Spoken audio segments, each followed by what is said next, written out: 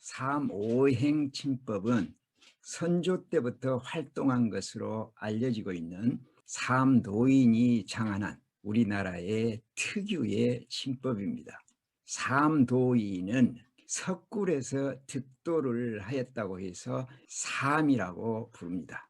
이 삼도인은 허준 선생과 이재마 선생과 함께 조선 3대 의성 중에 한 사람이지요. 시대적으로 보면은 허준 선생이 동의보감을 선조 29년 1596년, 그러니까 임진왜란이 1592년에 발발했으니까 임진왜란 때지요.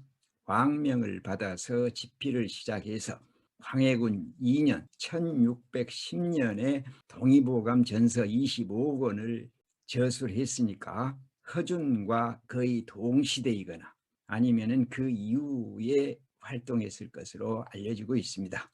이 삼오행침법은 삼도인이 황제내경과 난경의 이론을 기초로 해서 창안했을 것으로 전해지고 있습니다.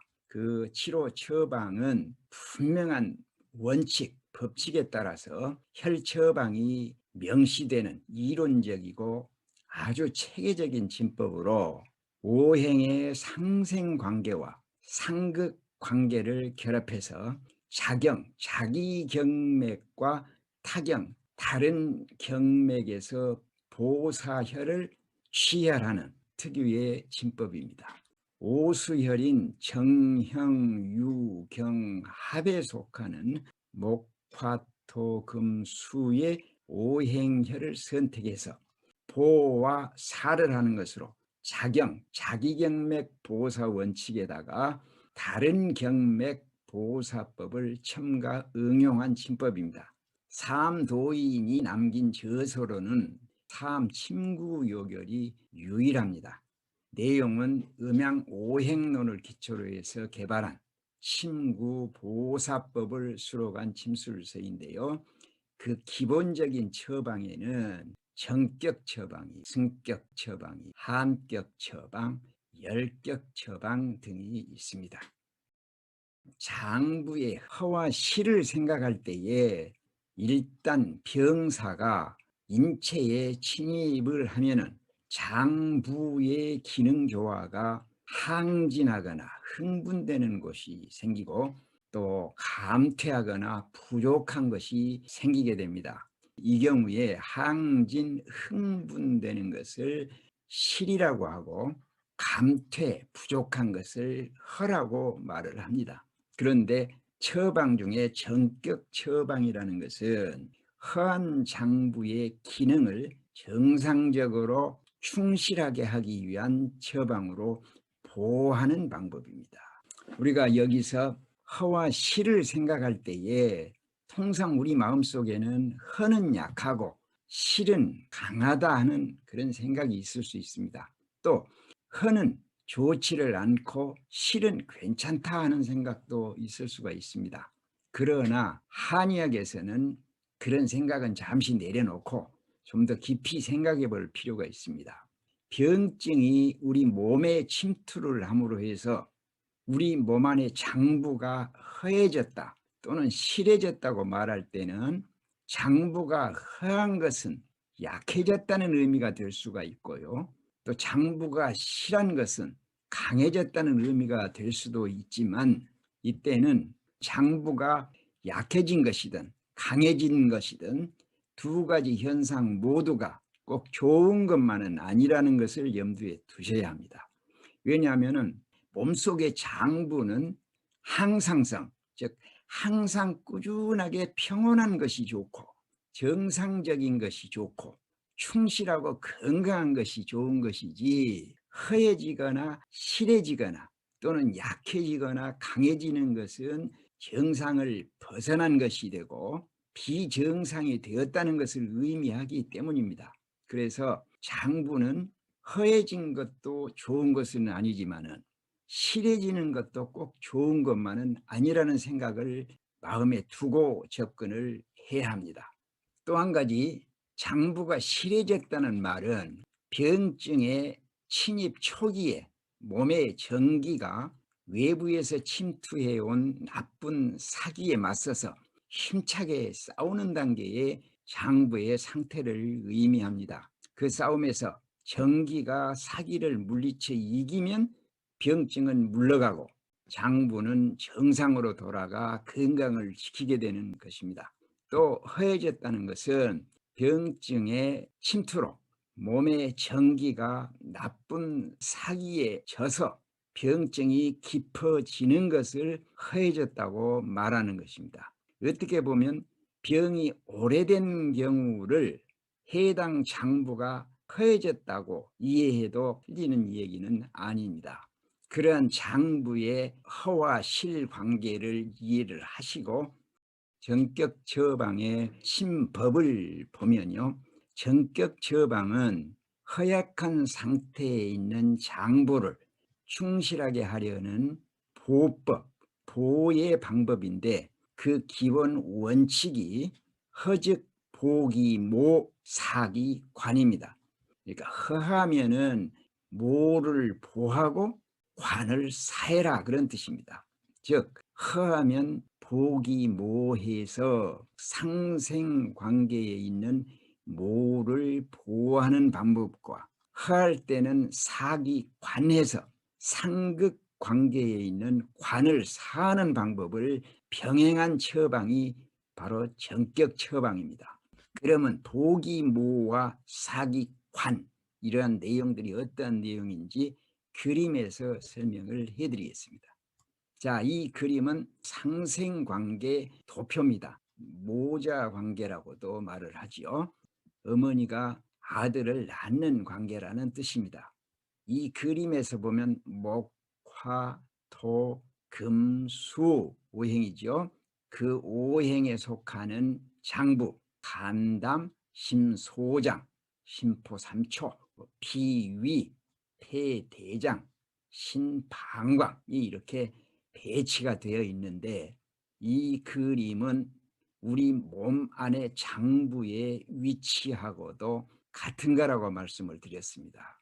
그래서 이 도표에 보면 목생화, 목은 화를 낳는다. 나무가 타면은 불이 된다. 화생토, 불이 타면은 재가 남는다. 흙이 된다. 토생금, 흙 속에는 쇠붙이가 있다. 금이 있다. 금생수, 쇠붙이, 바위 속에는 물이 있다. 수생목, 물이 나무를 자라게 한다. 이런 자연 현상에서 목은 화를 낳으니까 목은 화의 어머니가 되고 수는 목의 어머니가 된다고 오행에서 공부를 했었습니다.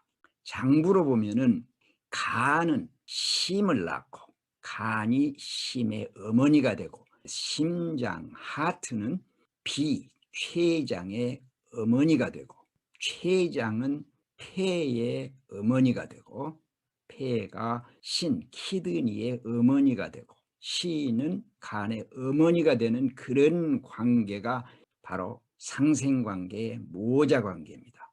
그래서 예를 들자면은 간이 허해졌을 때는 허즉 보기 모하라고 그랬으니까 간이 허해지면은 시인을 보아라 그런 얘기입니다. 간이 허해졌다는 내용에 대해서는 우리가 다시 생각을 해볼 것입니다.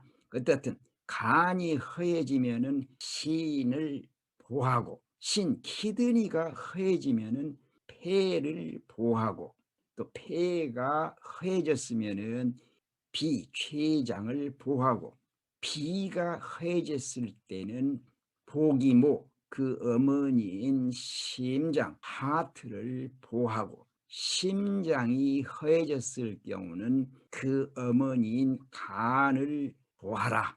그런 의미가 바로 허즉 보기모의 관계가 되는 것입니다. 그 다음에 허즉 사기관이라고 그랬습니다. 이 사기관은 상극관계에서 보면은 목, 극, 토, 목이 토를 극한다, 이긴다, 괴롭힌다. 견제한다. 그런 의미입니다. 목극토, 토극수, 흙은 물을 극한다. 견제한다, 이긴다. 수극화, 물이 불을 이긴다. 불을 끈다. 화극금, 불은 금, 쇠붙이를 녹인다. 금극목, 나무를 자른다. 이런 관계가 바로 오행의 상극관계입니다. 장부관계로 보면요, 목극토, 간은 비를 극합니다. 무슨 얘기냐 하면은, 간이 허해졌을 때는 자기 혼자서 허하고 아프면 좋을 텐데 그렇지를 않고 비를 괴롭히게 됩니다. 그것이 간극비입니다. 그 다음에 비극신, 비가 좋지를 못하고 소화가 안 되면은 신키드니를 괴롭히게 됩니다. 그 다음에 신극심, 신키드니는 심하트를 극하게 되는데, 이 신장이 허해지면은 수국화해서 심장을 괴롭히게 됩니다.